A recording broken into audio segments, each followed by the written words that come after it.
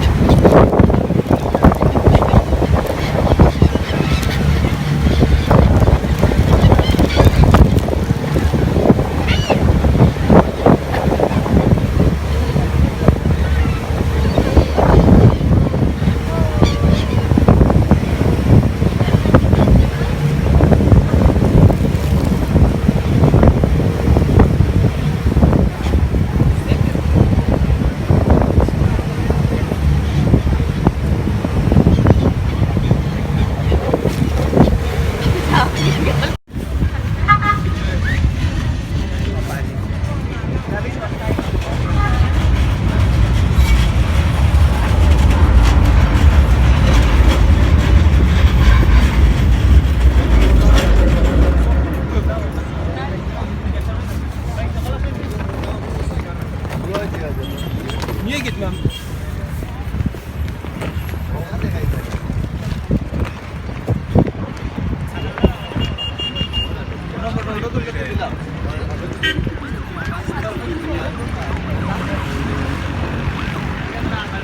Sayın yolcularımız, iskelemizin sağ tarafında bulunan vapurumuz Üsküdar seferini yapacaktır.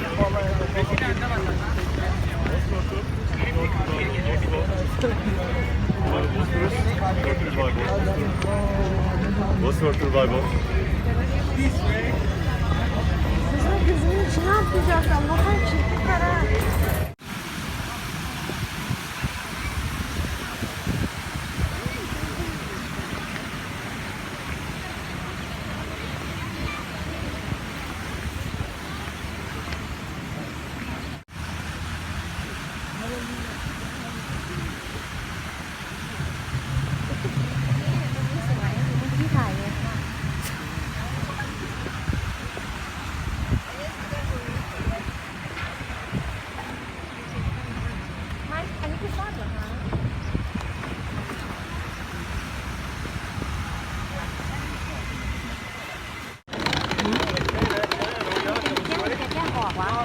มันมีแก้มอ่ะสวยอยู่สวยอยู่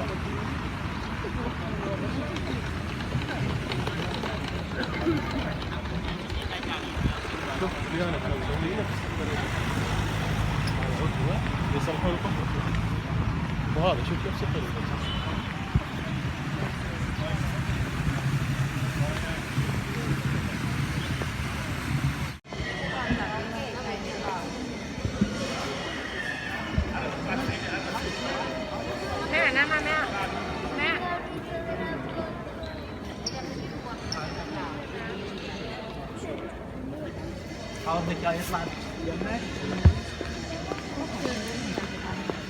ต้องให้ฉันใส่ เป็นยังไงบ้างคะ ดูคลิปจบแล้วชอบหรือไม่ชอบยังไง ติชมเข้ามาได้นะคะ แล้วซีรีนาจะทำคลิปมาให้ดูใหม่ในครั้งต่อไปนะคะสำหรับวันนี้ซีรีนัทไปก่อนค่ะ บ๊ายบายค่ะ